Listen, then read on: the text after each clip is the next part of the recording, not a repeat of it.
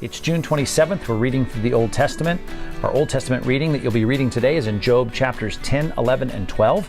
Again, we break into the middle of Job's response to the second friend, and he's talking in this chapter about the difficulties of his life with words that are showing his abject despair. Matter of fact, he opens up in verse 1 with, I loathe my life. I mean, he's hitting bottom. He's talking about death. He's talking about the gloomy nature of the grave. All the things that he's saying in his pain, we can fully understand based on all that he's been through. But his friends don't understand. Matter of fact, the first friend came along, you might remember, talking about everyone being a sinner. The second friend came along talking about God's justice. Well, the third friend, Zophar, went through Eliphaz and Bildad. Now Zophar comes in and starts talking about the fact that it could be worse. You probably got things in your life we don't even know about, and you're a hypocrite, and you're a liar, and condemns Job. It's a terrible response. And remember, at the end of the book, God comes on the scene and condemns Job's friends, and their counsel is foolish and ignorant and not knowing what they're talking about. So not that everything they say is wrong, as I've said throughout this book so far.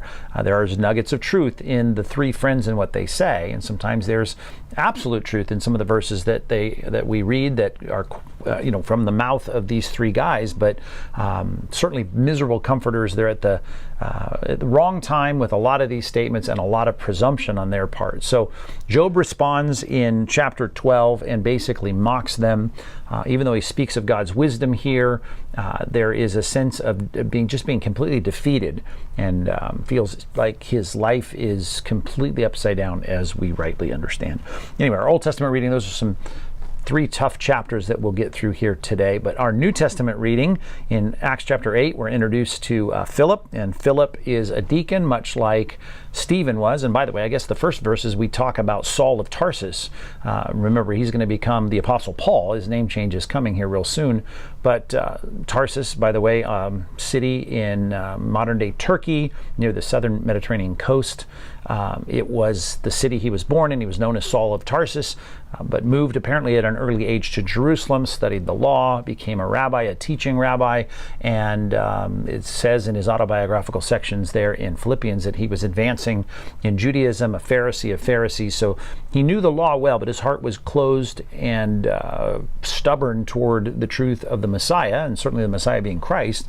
So he's persecuting the church, and he's doing it zealously, as we'll see more in the next chapter. But here in Acts chapter 8, we see he had given this hearty approval to Stephen's martyrdom.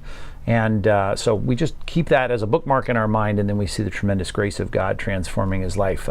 Philip, we see here in this passage as there's evangelism going on in Samaria. And don't forget, Samaria was a place that the Jewish folks of the south in Jerusalem and Judea did not like. They were seen as sellouts. Almost worse than being a Gentile was to be a Samaritan. It was worse in their mind because they had sold out their heritage to a lot of intermarrying with the Assyrians, and it was just it was something they hated. And yet here was the gospel going, as Jesus had said, from Jerusalem, Judea, into Samaria, this middle part of the nation, and it was going to then go on, as we'll see in a couple chapters, into the ends of the earth. But this is a passage that reminds us of God keeping his promise and doing it through faithful servants like Philip, and previous chapters Stephen, and then we're going to see Saul converted, and we've got a great section of God advancing the church here in Acts. Our community imperative is found in Romans chapter 12 today, and I'd like you to focus on this today. It simply says, and I'll just read the first four English words of Romans 12, verse 9. It says, "Let love be genuine." And I think we don't contemplate that statement enough. It's a good statement.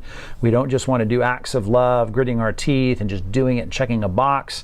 Love, that is caring about those in the body of Christ. That's our focus throughout this series, with a commitment to their well-being, as though we don't really care or that we're not fully sincere. So I'm going to put it this way: work to love sincerely. Another way to put it was just check your heart and make sure that the things that you're doing, and we ought to be doing a lot to love the people in the body of Christ, make sure that your heart is sincere. And as you struggle with sometimes that sincerity, and there's a hypocrisy, maybe even doing something kind and then having our mouth say things negatively about those people, I can see, a lot of situations where you're doing something to sacrifice for the body of Christ, and then you turn around and reverse all that with your outbursts of what you might feel, or your frustration, or your hurt feelings, or your bitterness, or whatever it might be. So work to love sincerely. Make sure that your heart and the motive of your heart matches the action of sacrifice and giving to the body of Christ, work to love sincerely, there's a good community imperative for us to focus on today. And we'll be back tomorrow as we continue reading through the Bible.